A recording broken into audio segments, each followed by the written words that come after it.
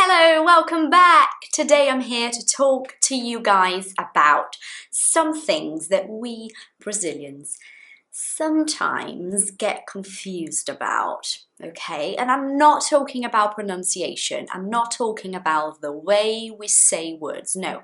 I'm talking about little mistakes. Sometimes it's not really a mistake. It's not something that is wrong as such. I'm saying this is something a little bit tricky to explain. But when I say it's not something that is wrong as such, it's kind of like specifically, like, you know, like literally wrong. Not really, but it doesn't sound so good, okay? Some things are wrong, and there is one, if I'm not wrong, there is one that just doesn't sound great when we say it, okay? So the first thing I want to talk about is a classic mistake, which is when we talk about calling, like with your phone, normally what we do, because we're thinking about Portuguese and then things get a bit crazy, is we say, I'm going to say the wrong one first and then I'll say the correct one, okay? Normally we say, I'll call to you. No. When we use call in English, we do not say to, okay? So I'll call you. Don't worry, I'll call you later. Did you call me? Not to me, just me. I called you, she called him. We are going to call them. There is no to, there is no for, it's just call and the person, okay? Next thing is the one that doesn't sound so good, because most of the time, and guys, I'm really not saying that this is the case always, it's not, but most of the time when you listen to native speakers speaking, I noticed that when you're talking about getting a job, they don't use the word contract the same way that we do in Portuguese. Right? So what they do normally is they say, they will hire me. They'll hire me.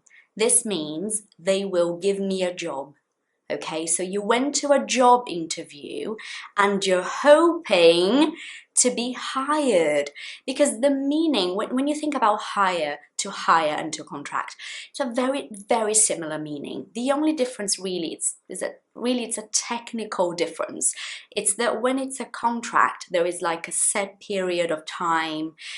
So it's slightly different. So they use the word hire so much more than contract, with that meaning about getting a new job, okay?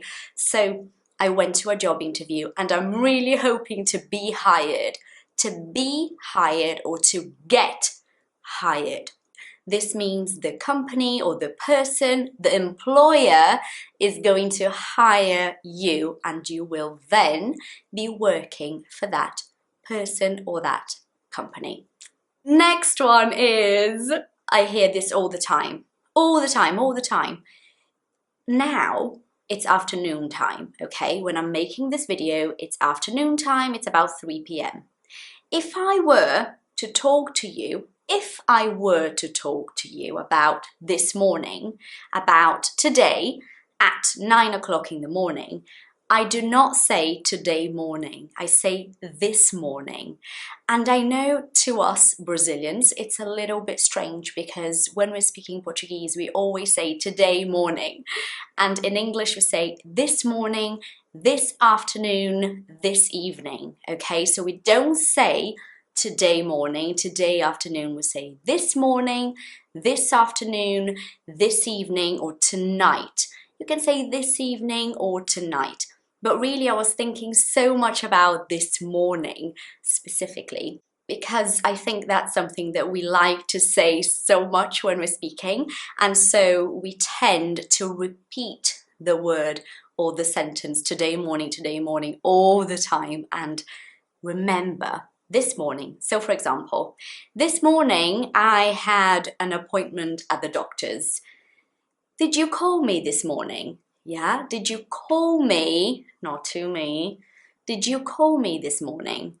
This morning, today, in the morning period of the day. This morning. And the next one, which is also the last one for this video, is very much about the difference between to stay and also is and get, okay? When we think about our language, Portuguese, it's very easy to get confused about using those verbs because we're thinking about our structure in Portuguese and how we can, it's always the problem, isn't it? How we can say something in English thinking about that sentence in Portuguese. Massive fail, if you ask me. But that's what we do, unfortunately, isn't it? And that's why and how those mistakes happen, unfortunately. So, stay in English really gives the idea of something not changing.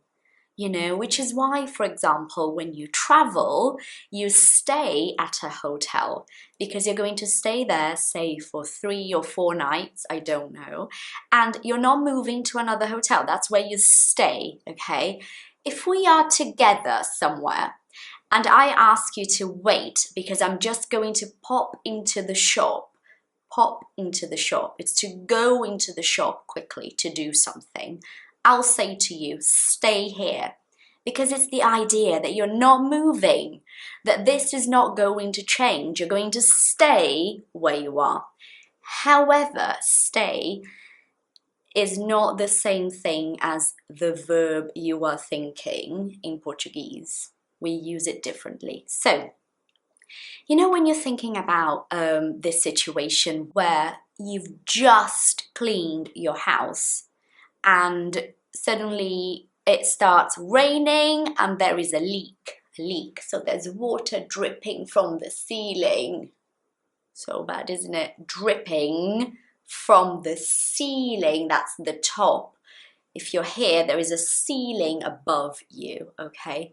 So this situation where your house is clean and it starts raining and there's a leak, you'll say, oh no, the house will get dirty. Will get, not stay, okay? It will get, because it's the idea of a transformation. Something is being transformed.